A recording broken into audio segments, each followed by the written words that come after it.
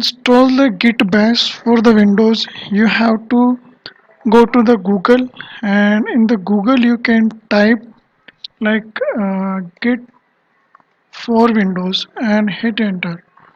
Okay, after that you will see the links there. So but you have to go to this link, Git for Windows.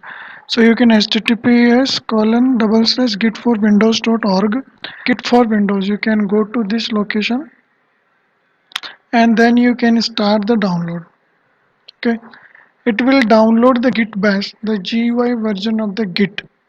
What it will do, it will be the middleware between your Eclipse and the GitHub repository, and through the UI you can work easily with the GitHub.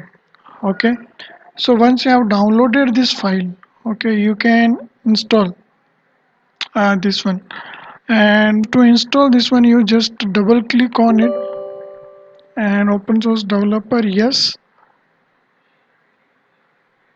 Then you say next, next.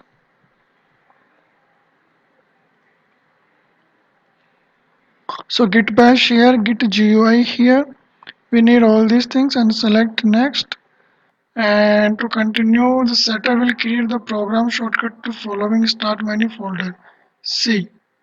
And next, and you use git from the Windows command from no, use git from the git bash only. We will work for the git bash only. Say next. Use the open source SSL library. Use the native Windows Secure Channel Gateway SSL, and next.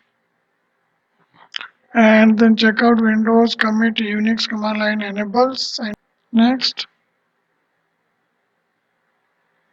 next. Okay. Now launch the git bash. Finish.